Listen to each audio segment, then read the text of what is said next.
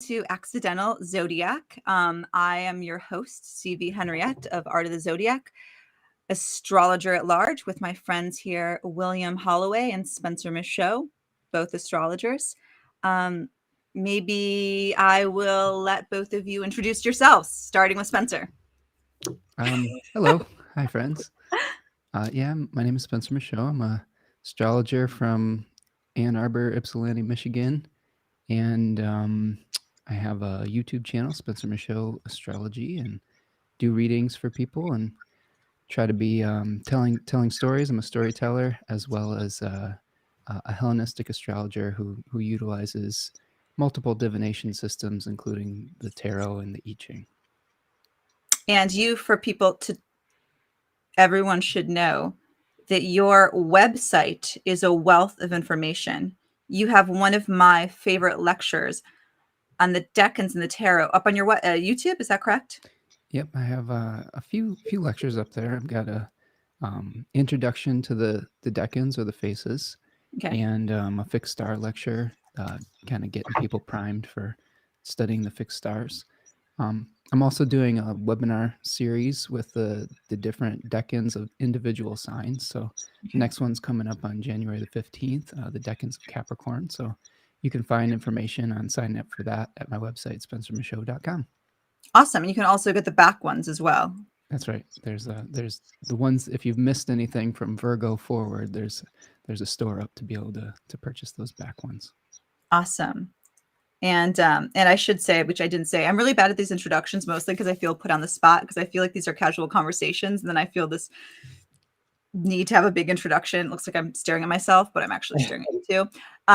We are here talking today about Venus retrograde. So I'll drop that before introducing our next astrologer and friend, William Holloway.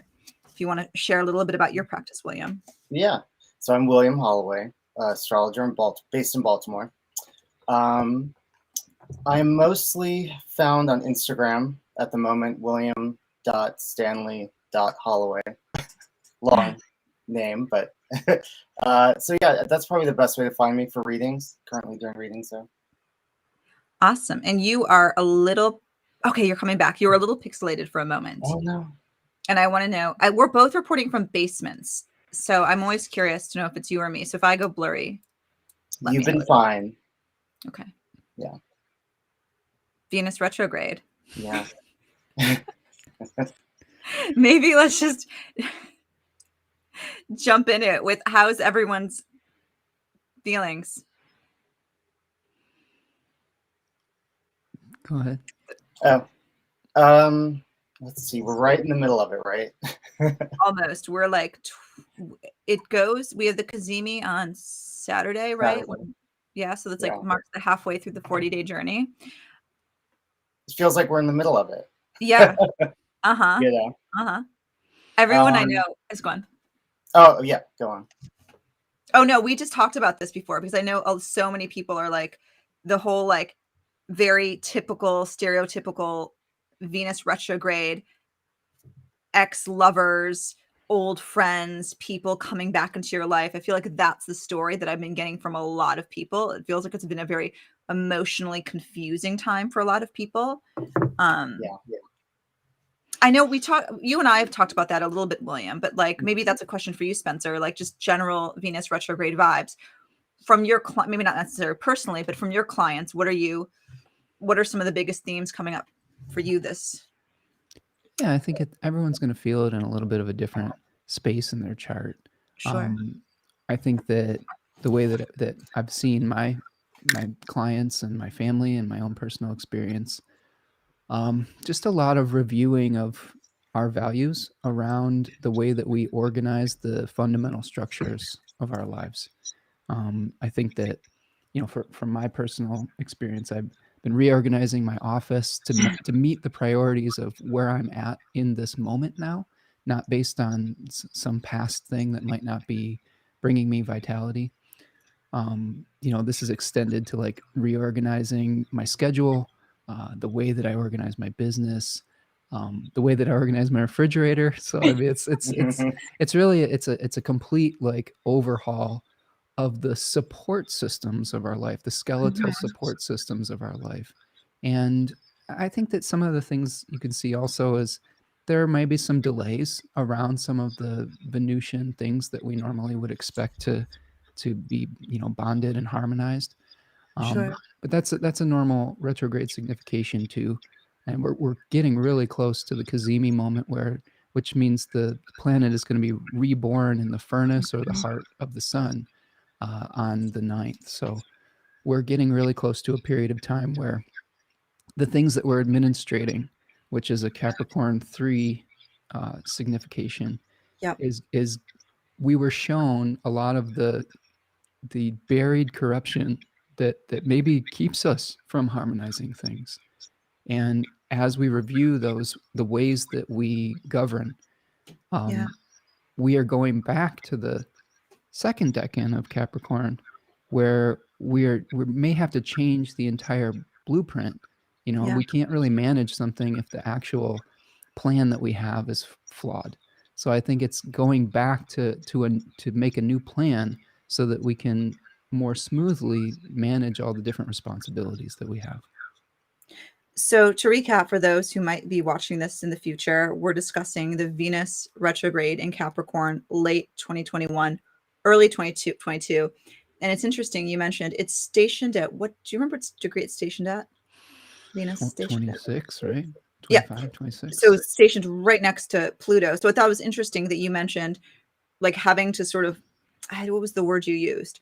Right, like having to deal with the Capricorn 3 decan, right? Like having to be faced with that. So if you could pull up the card again too. The Yes, four. the four of Pentacles. Yeah, and I thought that was sort of, there was this extra signification with the Four of Pentacles having with that happening with that Pluto conjunction. And I'm wondering maybe if you could speak to that. Both of you, by the way. Yeah. I mean, William, do you have thoughts on Four of Pentacles? I'll throw it to you. Yeah, well, it's a interesting card because I think a lot of people, when they look at it, they think about like someone hoarding wealth, like a rich person Mhm. hoarding wealth. But I think of it, it's more like you kind of come this far. Like it's like it's like you've worked really hard for all these things. So it's like, yeah, I'm holding on to this because I worked for it. Yeah. So that's kind of my take on that. My initial take on that card when I think of it. And now going back into the Pluto Venus conversation happening in that decan, could we say that it's perhaps this sort of reevaluation of what we've worked so hard for, right? What was the word you used? Roadblock, Spencer, thinking about the experience of that in that decan and then going back to the blueprint. Yeah, one of the things I've been studying lately with the tarot is the relationship of the tree of life, the Kabbalistic tree of life, either if you think about it from a traditional Jewish perspective or from the Kabbalistic, the Hermetic tradition as well. And I've been doing this exercise where we compare two cards each day that mimics sort of the release of slavery of the Hebrews from Egypt. And Okay. this card is associated with the Sephira called Hesed. All the fours in the tarot are associated with this kind of energetic ideal or center, or it's sort of related to like a chakra. This Sure. Hesed would be related to I believe the right hip area of the body that would correspond with the tree of life. Yeah. And Hesed is sort of like this energy of limitlessness and loving kindness and like the flow of the universe or the flow of the Tao. And one of the things that this author that I've been studying, Mark Horn, in the book Tarot and the Gates of Light, is talking about is the Four of Pentacles, because we're working with Hesed in the material world, may be about holding on a little bit too tightly or potentially even blocking the flow, the universal flow. So there's kind of some themes of like, are you holding on too tightly to form when the real energy and the real gift of Hesed is maybe essence. So Yes. I think that we may be having to reevaluate with Venus retrograde.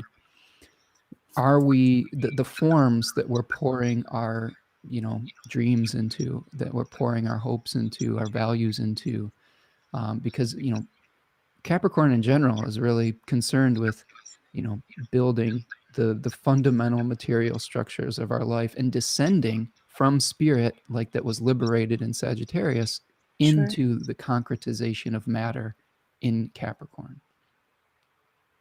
So, question for both of you, bring this full circle. I keep thinking about, again, that's where this Venus retrograde started, with this conjunction with Pluto, and thinking about perhaps this onslaught for those who are experiencing maybe like a blast from the past, whether it be old friends, lovers, etc.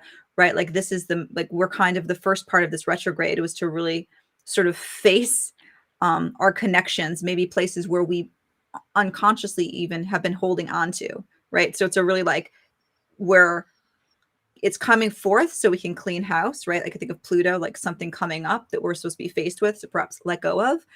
And then coming back now after the Kazemi to the second decan, where we have the Three of Pentacles, thinking about that as being, I guess I'm explaining this, and the question is to elaborate on this.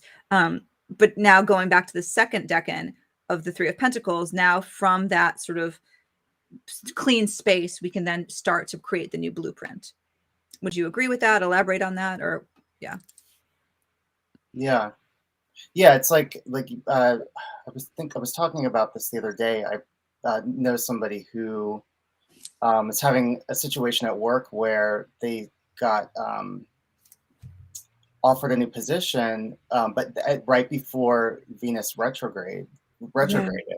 And now they're in this limbo where like the position, they've been hired, but the position is being restructured because they were like, we have to go back. We realize all of a sudden now that this might entail more work. We might need to split this into two things. So it's like this whole thing. And I've seen that with clients. I've seen that with people, like this like restructuring. There's like a lot of plans that went into place are now being kind of like scaled back. I mean, we're seeing that in a lot of ways, like, two steps forward, one step back, or whatever. Like,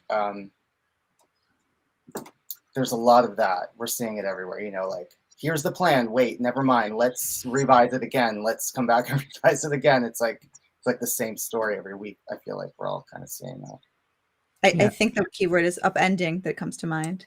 Yeah. I agree 100%, William. I've seen almost exactly the same thing with clients and family members where people inherited maybe a new responsibility and are trying to wrap their head around how they're dealing with the new form that they're trying to manage. And I think that one of the things Venus retrograde can do is create some polarization with authority figures as well, because we have like the governing hierarchical bureaucratic system in Capricorn 3. So there may be some conflicts that we're experiencing that normally are smoothed over by Venus with authority figures or with the bureaucratic structures of our life. I know that this has been something we've been going through in my family with either working from home or coming into the office, and like there was a lot of red tape that was having to be navigated through as like Omicron started getting more intense. And there was a lot of stress around that in the beginning, and a lot of conversations that needed to be had that were reevaluating what all of the agreements were between everyone. So I think that that's another thing, is reevaluating our agreements and our commitments, and that's not always fun. That's I think especially in Capricorn, we're having to come to terms with the reality principle of what we're dealing with, not what we wish it was, what the reality of our present moment is, and how are we going to respond in that, in the most, I don't know, functional way possible, right? Right. I like what you said about reality, because I think it's important to remember that like Venus retrograde in Scorpio feels a lot different than perhaps Venus retrograde in Pisces or Capricorn. And the fact that this is a transit that happened, the last time Venus was retrograde in Capricorn was 8 years ago. So it's this sort of every 8-year check that we have on reality. And I think keeping that in mind is important. Yeah. Let me see. We have, as I'm turning over to this. Let's see. So, okay. So the other thing I have on my list is, so we kind of went over the general vibe of how we're sort of feeling this Venus Capricorn. If you could sum it up in one word, what would it be thus far? William? Or two words. Rework, something, restructure, rework, redo, revise. Yeah. Rebuild. I like Rebuild. I like the restructure. I like the restructure part, because I think that imagine, I almost think of it like this. This is what's coming up in my brain when you ask that question. Sure. Imagine that you've been doing things in a certain way and you accidentally break your arm or you break your leg. And I think that this could be, Capricorn and Saturn in general rules the skeletal system and the bones. Yeah. And, when we have a planet like Venus retrograding with the contact with Pluto, it's sort of like a bone has gotten broken and we need to reset it and make sure that it heals back up so that we can start moving forward again. Because without that skeletal structure, we don't have the support systems that allow the rest of our body to function or to move. So it really is a fundamental, that's another thing, one word I would call it, fundamental, is what are the foundations and the fundamental parts of your life that you're re-examining right now, and how are they affecting the Libra and the Taurus area of your chart as well, because Venus is the clay that is providing significations for those other two signs as well. The first thing that came to mind when you said that was that if you don't take the time to set a bone properly, it will still set just wrong. And thinking about like really taking this transit to heart and like really thinking about the structures that we're making, because we might find out 8 years from now that we've been walking, that we have a broken leg again because we never let it set right. Right. Totally. Yeah, that made me think of, like if you hurt your knee and you don't do anything about it, you start walking different, and then the rest of your body starts being off. Everything starts to kind of follow suit if that's not addressed properly. Oh, and Capricorn also rules the knees, so it's very That's right. apt for metaphor for what we're dealing with here. So, and those joints of our life, they're the things that propel us forward. And I love how you're pointing out that all of this is connected to all the other systems of our life. And if one part of our unified body is not, I don't know, lubricated properly or like hasn't healed in the right way, you're going to walk with a limp, or you're going to create a compensating issue in another part of your body. You might create inflammation in your hip, or you may, like, I don't know, the other leg might start to be a little bit off because of the compensation. So I think that another signification of both Venus and Saturn is balance. And I think that if we're thinking about how we're restructuring our lives, we have to find out how are we going to come into equilibrium. And that takes a lot of humility. Like, this is a humbling sign, Capricorn is. I mean, it's sort of associated with almost like voluntarily going into a cave or into what feels like a prison on some level.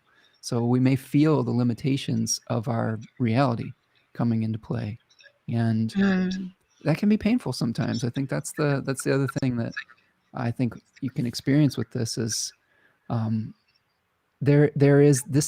Capricorn is that lowest point in the solar journey. So it's where almost like the darkest days, right?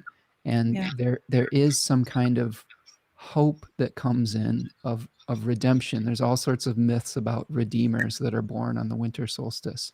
So if we bring in some of those stories and mythologies, this is the time where we may be having hope for some kind of redemption, but since we've got Venus retrograde, it's just taking longer, and we're having to say, well, do we really trust this particular guide? It's something like that. I mean, the guide could be anything. It could be the animating principle that moves us forward, right? So I think it's a good time to ask yourself questions about how do you take responsibility in your life, and how can you create space so that when when the shit really hits the fan, right? When your life starts to get really busy again, do you have the right support structures in place so that you can just kind of act on instinct rather than like worrying that the vehicle that is moving you forward is going to work or not? Like maybe you have a broken, I don't know, axle or something right now. Like, Yeah. and if you're, maybe it's like there's a little crack in it, but you want to get that fixed, or because if you hit a bump or something and you're on a long trip, it's going to slow you down.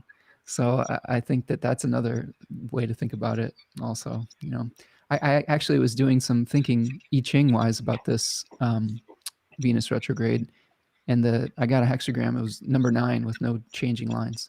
It's basically restrained. In the I Ching talks about dense clouds but no rain.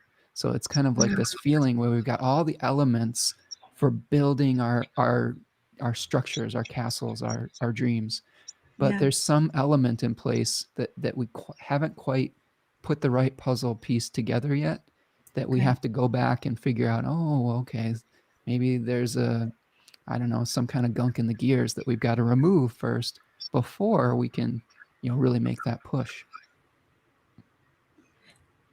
Do you have a response, William? Oh no. So, Not.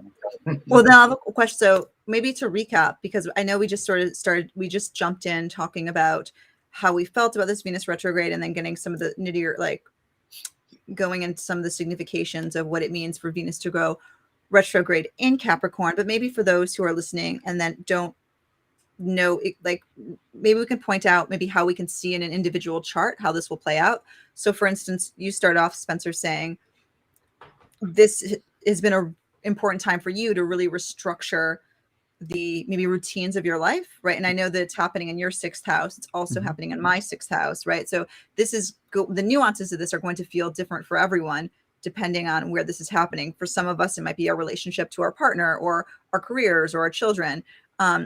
William, I can't remember because I'm terrible at this. What house is Capricorn for you? 9th house.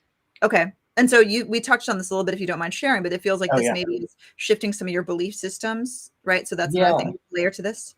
Yeah, I was telling you guys yesterday that like, and I thought it was funny only because it was so Venus retrograde 9th house. I was just like passing thought of like, I don't know that I believe that anything happened. I think when we die, we're just gone, and that's not how I normally believe. I have a whole belief system that I've always had, but it was just kind of a passing thought that I felt very strongly about, where it was just like, I don't think there is anything after we die. And I was like totally okay with it. But then also thought it was funny because I was like, well, that's such a Venus, belief systems question. But yeah, I mean, in other ways too, I've thought a lot about my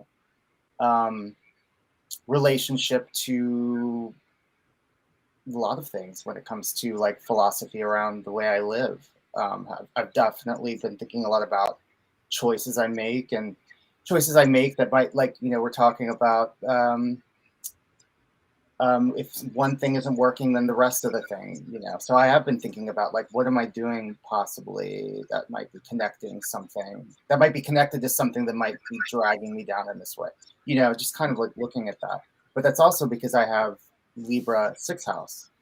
So, so yeah, also like rearranging my office, getting new throw pillows, like throwing out pillows, and being like, these pillows aren't firm enough.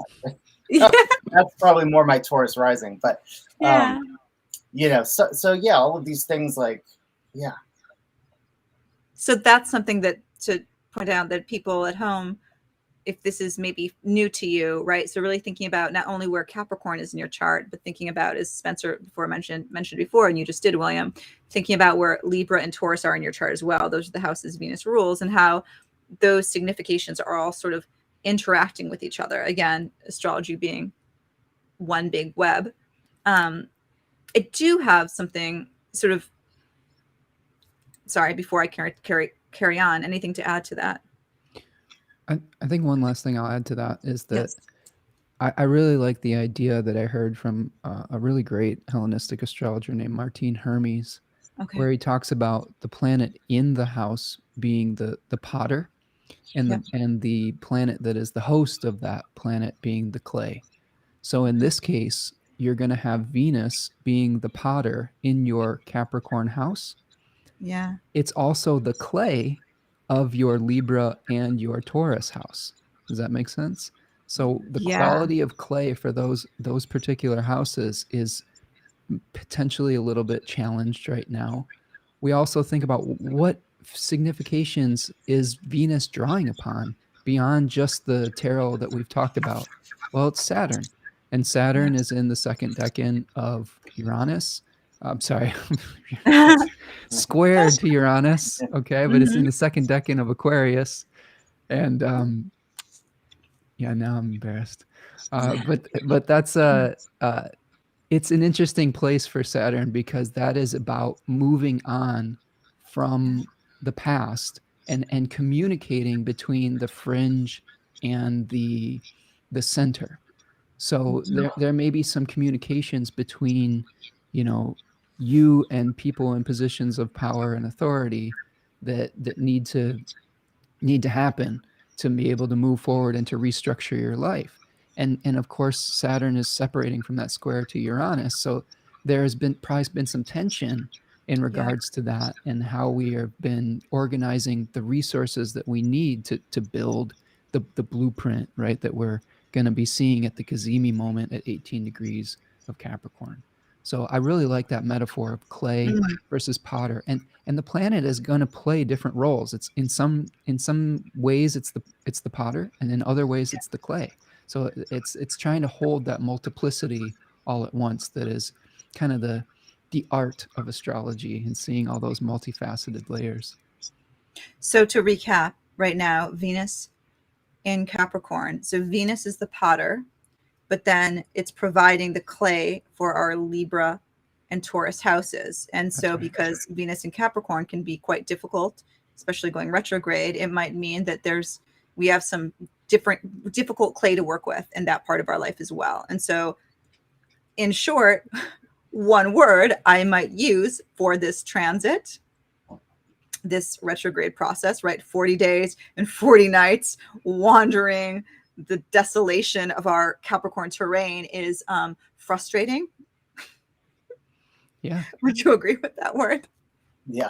And I say that because it really it draws into another question I want to ask for you specifically, Spencer, but I would love for William to get your I'd love your feelings on this as well. But you described, so we have this happening right now, Venus retrograde in Capricorn, of course, Saturn in Aquarius, but at the same time, Jupiter just went into Pisces. And I remember, Spencer, you once described the first decan of Pisces as also having that sort of frustrating feeling. And so I'm trying to like build a picture, because on one hand we're like, okay, like, but Jupiter's in Pisces. How would you describe that frustration? Maybe build on this for me.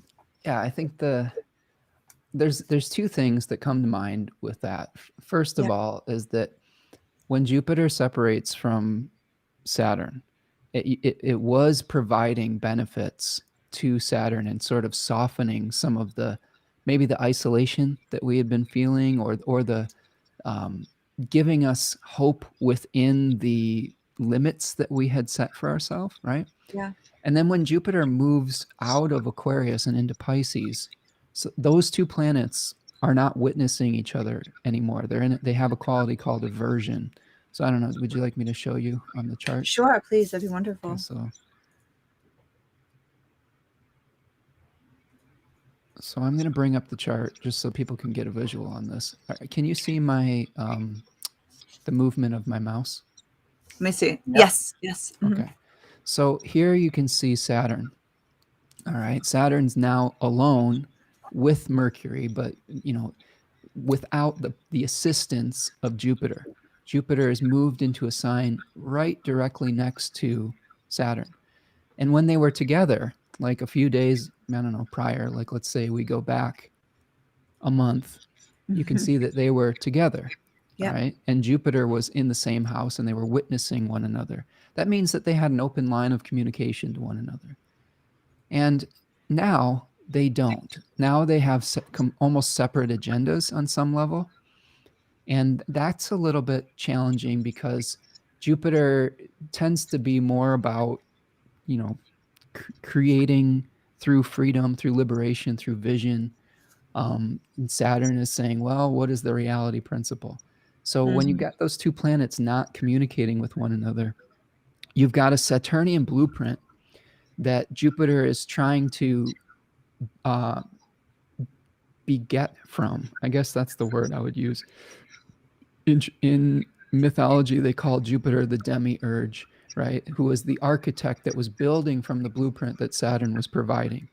And when Saturn and Jupiter were together, that blueprint, Jupiter could build from the blueprint that Saturn was providing. But now that they're separate, Jupiter doesn't have, like, they're like, well, what are we building from? You know, and there's some confusion around that.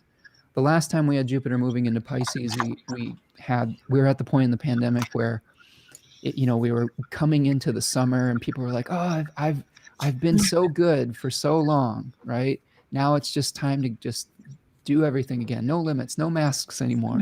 And of course, at that point, we weren't really right about that. And exactly when Jupiter went into Pisces again, we had some new guidelines from various organizations like the CDC, where they're like, oh, well, you don't have to quarantine for 10 days. It's only 5 days. And so a release of limitations.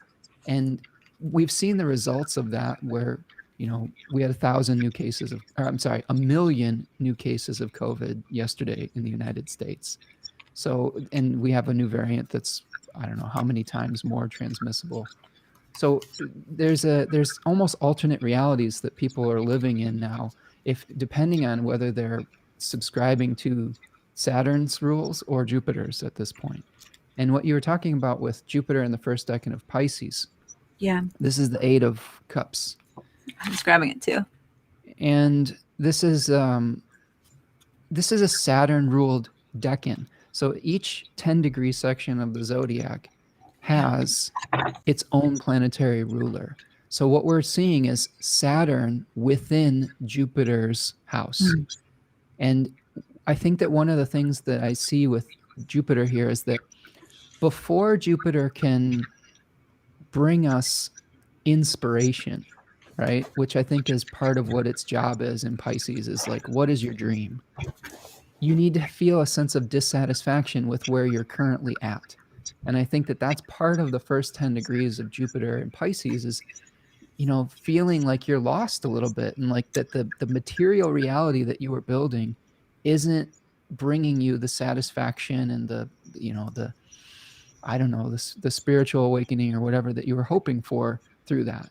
And I think that this is kind of another signification of, trying to figure out what to do when Jupiter's going through Pisces, and of Capricorn in general, because that's another thing with this card.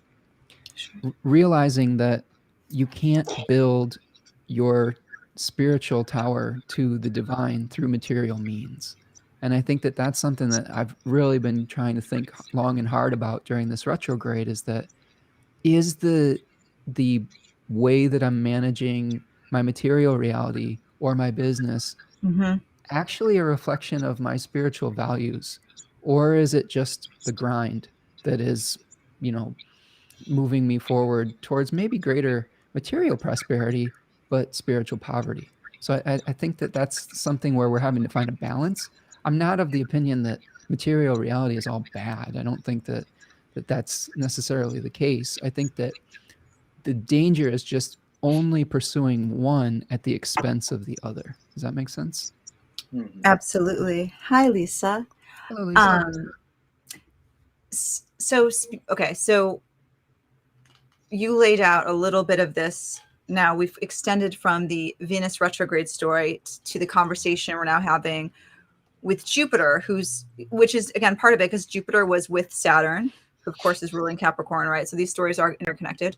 Now Jupiter's gone to Pisces. And it is a little bit frustrating because this first decan is ruled by Saturn. So we're having to think a little bit about what it is. What was the word you used? I keep saying like what we want to like let go of. That's the first thing that comes to mind.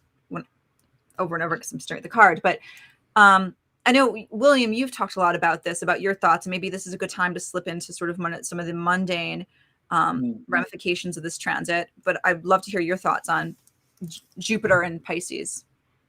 Yeah. Well, I was also thinking about that, how like when it went into Pisces the last time, and mask mandates were lifted, and there was a sense that there was this freedom feeling. So I think everyone thought, or at least a lot of astrologers thought, that when it went into Pisces again, that the virus was going to cease to exist, and or that was going to be the freedom, right? But really, I think what's happening is like there's this, we were given permission, right? Like we were given permission to be free. We were told it's okay to not wear masks. Now we're being told that we only have to quarantine for 5 days. Well, is that really for our benefit, or that's the benefit of businesses, right? Of the economy.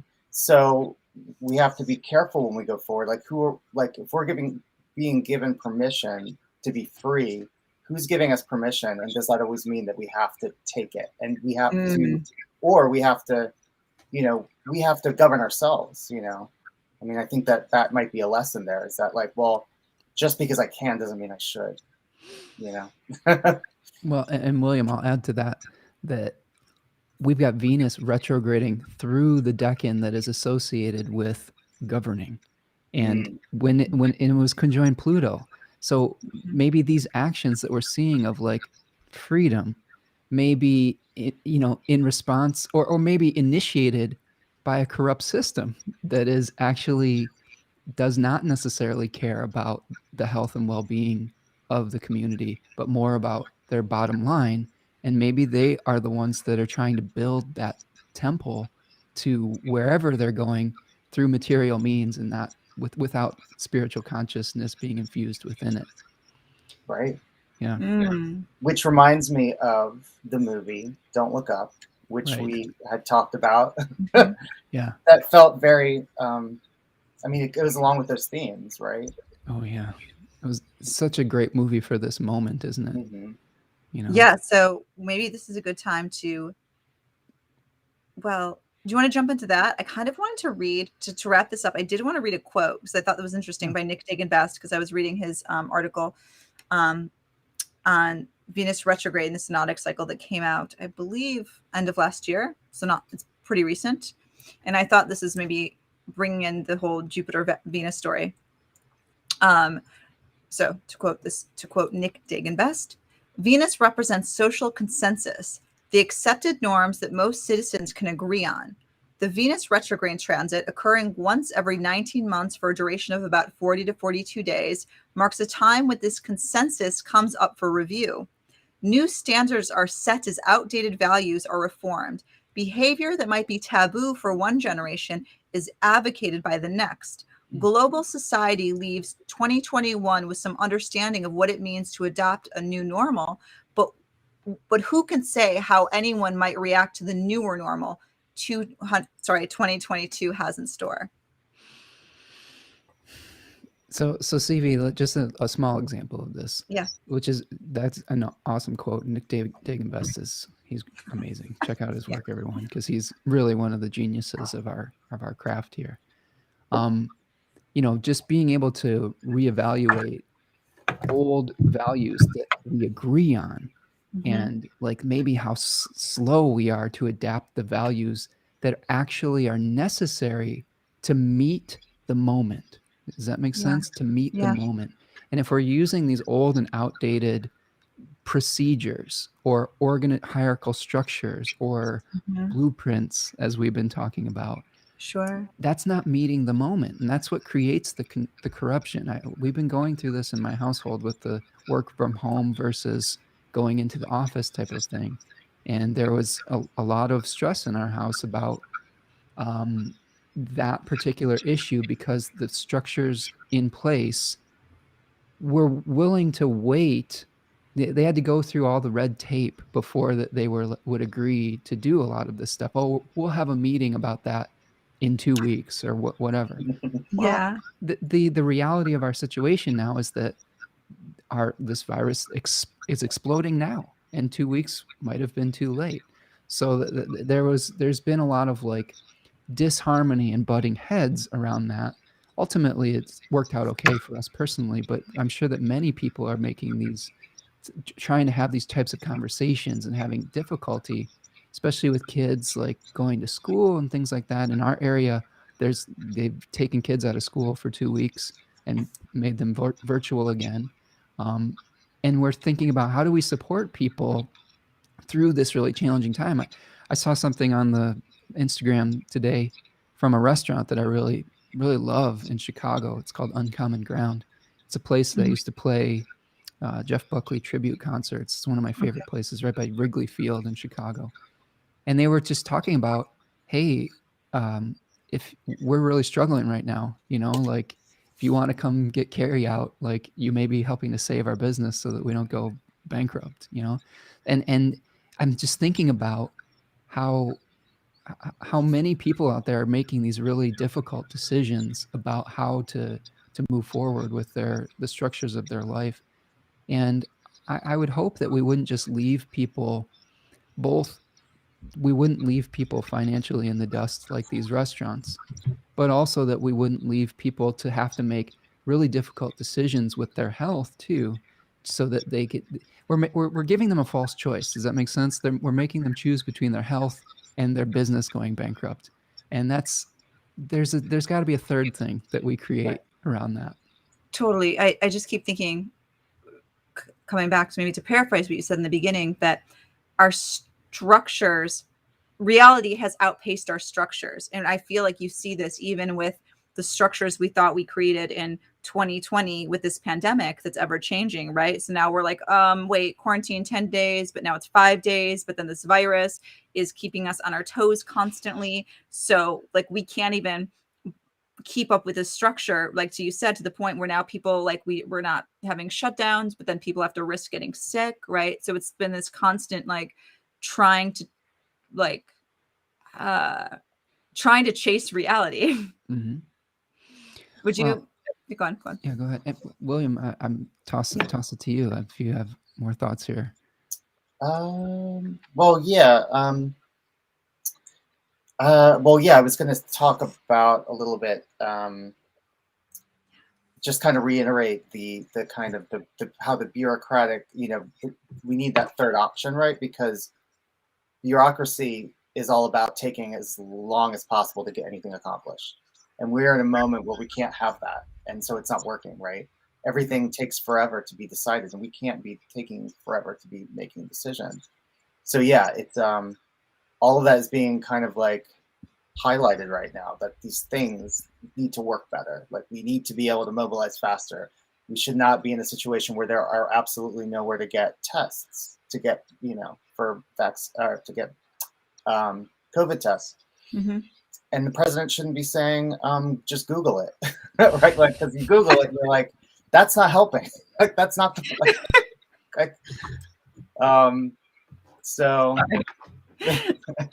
I think that feels like a little bit of the Jupiter and Pisces is some factions of society have just like thrown their hands up and like, oh, well, I guess everyone's just going to get COVID. And that's acceptable for some people, but for me, it's not. So I it's very frustrating.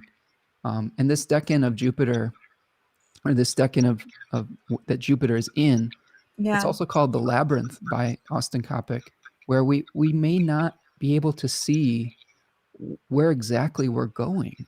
I think the real fact of the matter that I'm keep coming back to is that nobody really has a 100% like authority on the truth. If someone tries to tell you they know exactly how this is all going, they're wrong because it's changing. And the ultimate hubris is saying, well, we know for sure what this is all about. And the humility, the Hod, right, which is the Sephira of humility, of surrender, is sometimes saying, you know what? We don't know, and that's okay.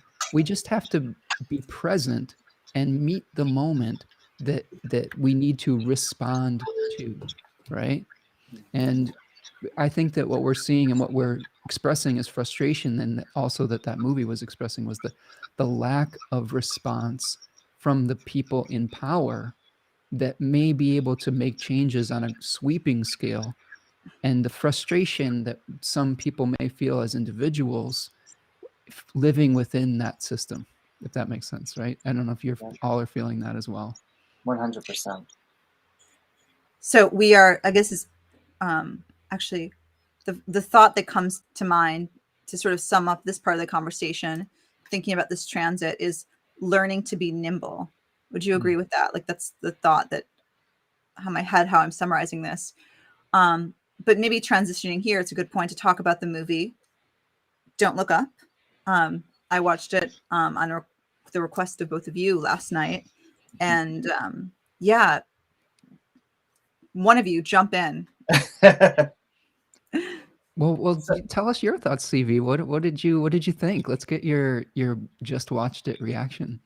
Well, I was thinking about it, and it was interesting because I was thinking about it in terms of the Venus retrograde, right? Like, so because that's where my head was at, and I was just thinking about how there was just like, I mean, it really did sort of express the to me, like the breadth of Venus, right? So you had the like little love affairs, the confusion, right? The like on like the very like personal level, but then you even had this idea of like, what do I really care for? Rather like having to make decisions, that whether it be like my family or money versus humanity, right? And so there were all these sort of larger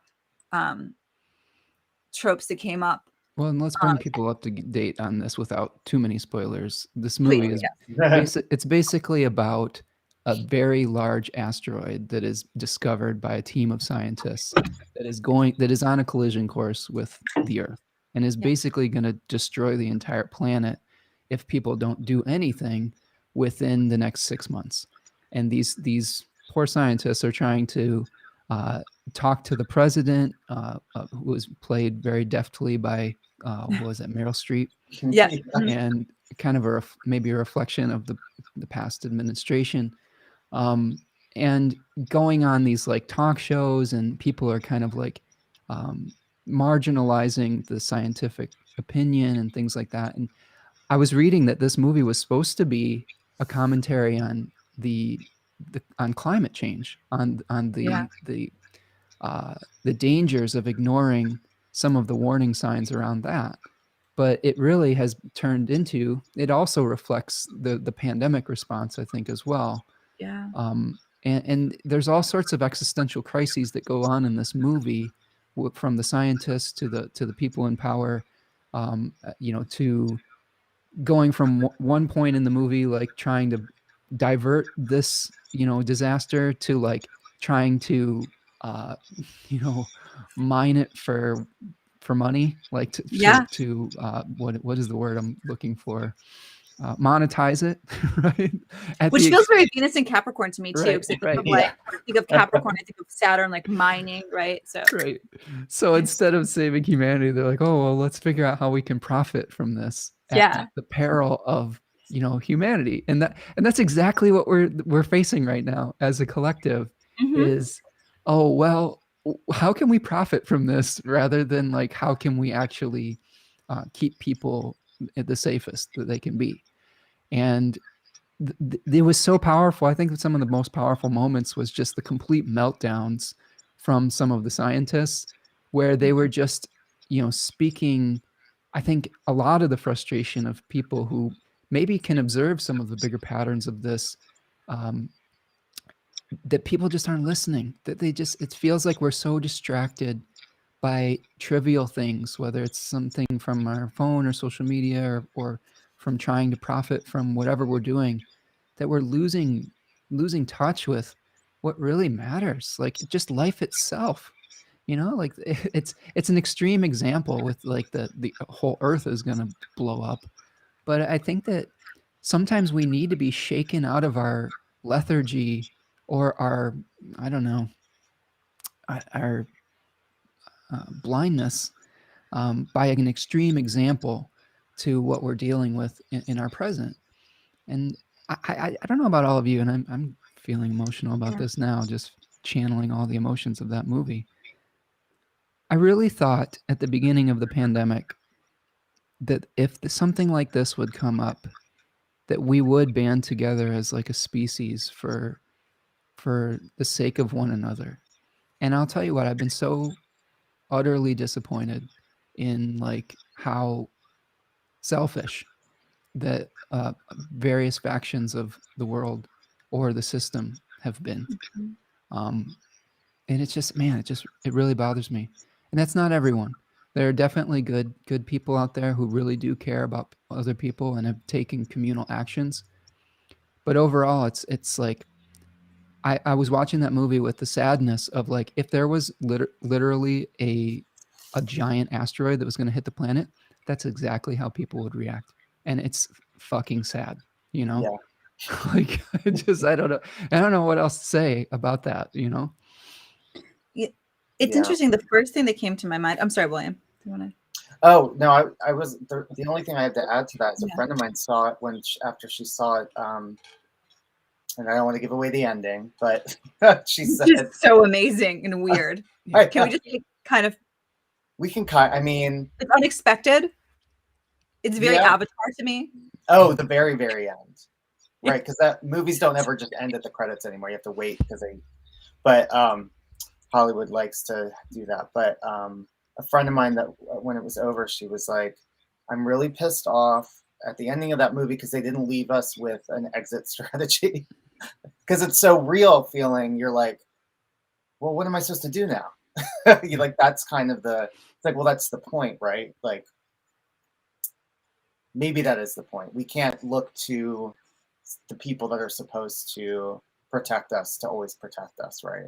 Like, sometimes we have to do all we can do to protect ourselves. Not trying to sound like doomsday or anything, but you know what I mean? Like, it's, if we put too much into trusting and hoping, and again, it's that balance, right? Because you don't want to go too far and then be conspiracy theory, because that's how this all started. That's how we get all these conspiracy theories, is the distrust. I'm not saying that to trust, but it's like everyone's thinking about themselves, right? And we all are. I mean, everyone from the top to the bottom. So, and we're seeing a lot of selfish behavior, and and unfortunately, the pandemic kind of just shined the light that we, have a lot more work to do, and it's going to take a lot worse, unfortunately, to wake people up. I mean, it woke some people up, but some people, it woke them up, and then they took a weird direction and went the wrong way, right? It's like, it's like, oh, I'm enlightened. It's like, oh, you don't, okay, and then you're like, wait, where are you going? You're like running towards the fire instead of away from it. You know what I mean? It's it's interesting. I think of one of the significations of Saturn being fear. Mm-hmm. And if we're thinking about this movie where suddenly the whole, right, I mean, I think whether you realize it or not, if you hear a giant asteroid is coming towards Earth and it's going to kill us, right? Like, I would imagine most people, somewhere there is a fear response. Now, whether the next step is to ignore that, right? And just pretend like that doesn't exist or lean into it. There's a level of fear there. And I keep thinking about, not to get too much into like pandemic conversation, but in some ways, one of the byproducts of this pandemic has truly been fear, right? Like, I think about the larger response of governments, corporations, and some of that behavior. But then I also think about like how much courage it just takes to be afraid for yourself, but then also to still be compassionate, right, for your families and your friends, right, and be there for them. I keep thinking about people who are now treating like everyone in their life like a leper, right? Like, if they're like, like, like your family member gets it and you're suddenly like, don't be near me. Like, there's a level of like caution, but then also, how do we still have compassion without letting this fear eat all of us? Balance. Yeah. Mm-hmm. Well, CV, one of the things that came up in my brain when you were talking about that is, what if we look at it almost on a completely meta level? Yeah. And seeing that movie may be a metaphor for the inevitability that we all actually will have to face, is that we're mortal. and Yeah. that, you know, maybe we won't die in 6 months, but we're gonna die. And like this is something that, you know, William's been going through with his Right. ninth house Yeah. retrograde here. And I think the real question, if we look at it from the bright side and we look at what can we do with the knowledge that we are mortal and that this is not permanent. Well, there was some great lessons without too many spoilers in that movie with the people that were really asking themselves that question as they loved each other, you know, and they practiced being, you know, with present for one another on some level. Now Yeah. that's a little bit difficult with like the pandemic, and there's many ways to be with people if you're not just completely in their physical presence. I've Sure. had to learn that over the course of my life. But I think that's the bright side takeaway is with the knowledge of your own death, how are you going to choose to spend that time? And that's something that we all should ask ourselves, you know, just for the rest of our lives, because a lot of times we feel invincible, and maybe getting some awareness of our own death can actually let us live a little bit and let us like feel, um, I don't know, appreciation and gratitude for what we are living. William? Oh yeah, I agree. You know, I mean, it ties into, you know, the more positive thing that you can take out of Venus retrograde in Capricorn is yeah, like the value. Like, what is it that we actually value? And Period. I Right? almost think of it getting like kind of sort of a parallel to your meta or getting with your meta. I don't know, censor where this fits in, but thinking about, right, like if we could think about this Venus retrograde specifically in Capricorn as almost being like a giant meteor, right? Like this is the thing in each of our lives, like this discomfort is here to remind us of something. Like Mm. that's the beauty of astrology, right? Like it's not there just to like, right, cause unrelenting suffering, but I feel that in a sense like this movie's a great analogy for Venus retrograde and whole, right? So this idea that somewhere in our chart we're feeling some discomfort, we're feeling a little fear, and how can we lean into that to face the problem to ultimately come on the other side? Yeah. I think that people in modern society, like Western society, Sure. they want to, there's two thoughts I have on fear. There's people that try to use it as a weapon against people. And there's also some of it that is a little bit healthy around self-preservation. So I don't think fear itself is bad. I think that Yeah. if we try to think of fear as like never be afraid of anything, that's the ultimate spiritual bypassing. Sure. Sometimes fear has a function, just like all the other emotions have a function. A tiny bit of healthy fear is good for self-preservation. If you feel a little bit like, oh, my adrenaline's coming up, I'm going to get hit by this car, I better run out of the way. That's a healthy fear. So I think that, again, you know, as William was pointing out, it's all about balance and temperance. When you go to the extreme where fear makes you completely paralyzed that you can't do anything and that there's no hope left, that's when fear becomes toxic. And when you go, you know, to the other extreme where you don't have any fear and you just live your life like you're invincible, that's equally as toxic. So how can you utilize a healthy amount of fear and hope at the same time to be able to live a balanced human life? You know, I think that some of the other things that I think about when people are thinking about their own death is, you know, living for the next life. And that's honestly, like, I'm with William on this. That's not something that I am trying to do. I'm not living for the next life. Yeah. I feel, you know, I feel like, what can we do here in this moment?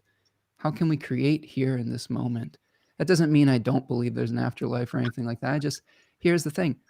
I don't fucking know. And no one else does. And if they try to tell you that they do, they're lying or they're delusioned. So I think that there are some beautiful stories that can help us to understand some of what could be possible. but death is the ultimate mystery, and the ultimate humility around death is realizing that we don't know, and make the most of the time that you have now. I think that that's the thing, while doing no harm. Do you know what I'm saying? Like, you don't make the best of your time by hurting other people or taking advantage of people, right? So Ooh, Chris Lloyd, is that your friend William? Oh yeah, hi Chris. Hi, Chris. He said, didn't Betty White say that? Ooh, there's a Betty White quote hidden somewhere. what was And the Chris, Betty White quote? I Maybe tell think, us more, Chris. yeah, Chris, please tell us more. I hope you're still listening. Please share it. Yeah, and Lisa's talking about feeling the gratitude, that an awareness of our mortality might bring as well. And I've had a lot of good conversations with Lisa around some of these issues. She's always someone who's thinking philosophically like that. But Ooh, death is a mystery. Okay, yeah, thanks, Chris. it is the ultimate mystery, right? I mean, I think that's what's cool about it on some level too. Like, yeah, it's possible that there's, what we see in these mythological stories is judgment, or there's possible it's like a whole new dimension or something. I think that you could live as if that is true, and try not to do harm, right? Like, you don't want to be a total a-hole creating like negative karma, so that, like, let's say you are reincarnated and you have to come back and deal with the repercussions of the arrows that you shot in this lifetime. You might as well be a decent person. That's kind of where I fall on this. But at the same time, if you're denying the good that you can do now, or the, like, the experiences that you can have, the love that you can create, that's living in the negative fear, I think, as well, right? In the toxic fear.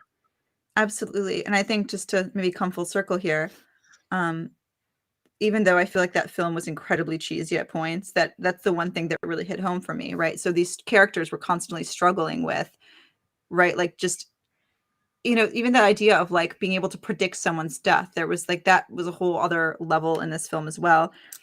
But yeah, you had characters that were completely, like, their way of dealing with the fear was to avoid it. And then others, I feel like some of the main characters had to really deal with their own feelings of hopelessness to get over that, to be productive. Right. But I did love the ending, because ultimately nothing was answered. Well, you had some people that chose to be hedonistic, right? Mhm. And in response to knowing about their own pending mortality. Yep. You had some people that chose to repair relationships that may have been broken. You had people that chose to spend those final moments being present with one another, right? You had some other people that chose to, like, deny that the whole thing was even happening. Like, there's all sorts of human responses that we have to this knowledge.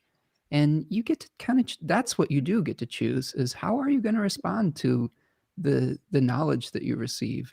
And I think that's the real test of your character, is how do you respond when you are shown some truth?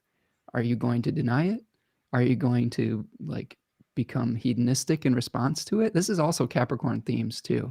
Yeah, right? yeah. Because there's a hidden hedonistic side to Capricorn, right? There's a hidden, like, lecherous side to it. I mean, one of the cards associated with Capricorn is the Devil card in the tarot, which is bondage to physical reality, or bondage to desire. So these are some of the questions we're going to ask ourselves: is, are we going to react to this with just, abandonment, or are we going to react to this with wisdom, and with trying to maybe be the best version of ourselves, and treat others with compassion? I think that's, if you wanted to ask me, William, what I believe about the afterlife and all these things, I think it's just really simple. I think just treat others the way that you want to be treated. I keep coming back to the golden rule, right? And I think it's just such a beautiful, simple thing. Treat people with respect, and that's the way to do no harm, to me. I agree. That's how I live my life. I try anyway. And we fall short of the glory. Let me also say that I'm definitely not perfect with this, and that's why, even if you have a spiritual practice, it's a discipline, it's a practice, it's something you come to each day to try to to manifest in your life. It's not just you pray one time or whatever and you're done, or you treat someone nice one time and then, oh, you've done your good deed for the rest of your life. It's one little thing at a time, building small accumulation. That's another word for the hexagram number 9, small accumulation.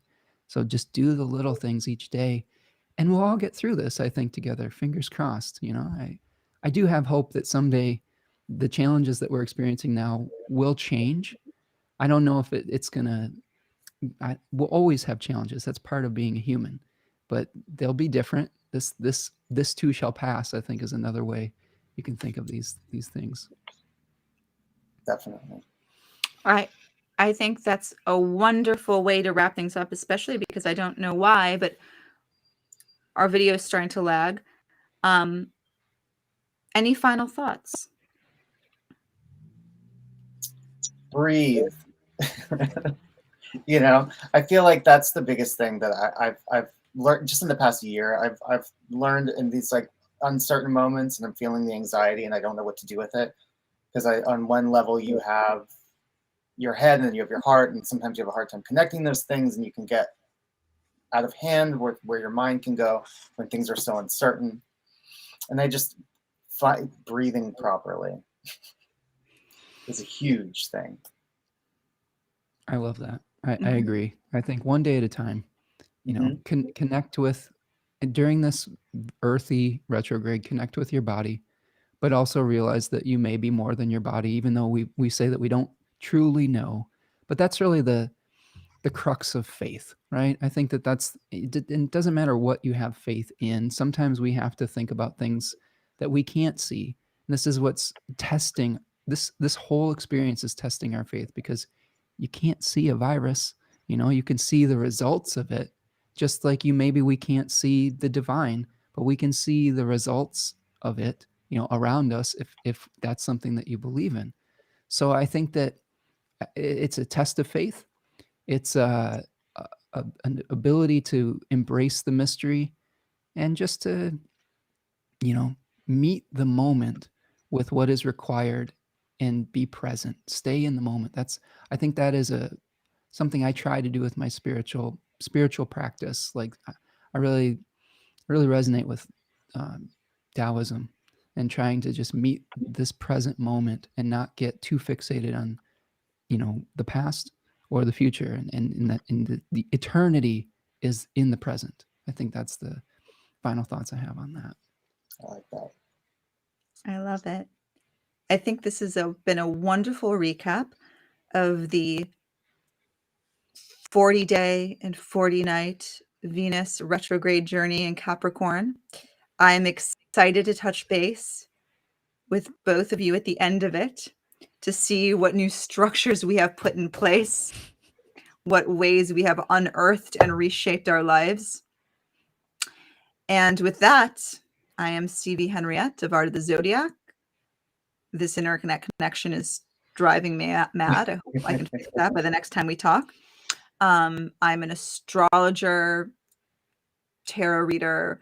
I make apothecary, but mostly I make these videos, and you can follow me at Art of the Zodiac or Accidental Zodiac. And I have been so honored to talk to both of you astrologers today, Spencer Michaud and William Holloway. Maybe starting with William first this time. Tell us a little bit about how people can keep in contact with you and what you have going on. Yeah. So you can find me on Instagram at william.stanley.holloway. Might need to work on that handle. It's a little long. I just didn't want to have any numbers and dashes in it, so I put my entire full name. Anyway, that's the best way to find me for astrology content, and you can book readings with me through that. And the only thing I can say right now that I have coming up is I will be upping my prices in the next week. So I still have beginner prices, but I am going to have them come up pretty soon. Fantastic. So what you're saying is book a reading with you this week before your prices jump. Get on it. Yeah. And Spencer, how can people follow up with you and what's going on? Yeah, I have a few places people can find me. I have a YouTube channel, Spencer Michaud Astrology, where I do some live streams like this, and I have a full moon live stream coming up on January the 12th with Sam Bellier. That's a Wednesday. That's next Wednesday. You can find me at spencermichaud.com. I'm doing a Decans of Capricorn webinar on January the 15th, so there's still some spots available there if you'd like to sign up. And I also do readings as well. If you're trying to figure out what's going on for the new year, I do both 3 and 6 month ahead readings where I like to do shorter sections of time because it helps us to be present and do actionable things rather than trying to digest too much of the year. So I have booking available for that. And yeah, I'm, if you haven't had a reading with me, it's great to do the natal reading because what we do is we dive into your mythological stories that are, at work in your chart. And I always try to find actionable things for clients. It's almost kind of like a coaching session. And yeah, that's where you can find me. I'm on Instagram too, at Spencer Michaud. And that's what I've got. And thank you so much, CV, for having me today. And William, it's been a pleasure talking with you. Yeah, as thank well. you. It's fun. You're welcome. I will share our handles and everything in the YouTube comments as well. So if people miss that, they can reference the comment portion of this video. And with that, goodbye. Bye. Take care, friends.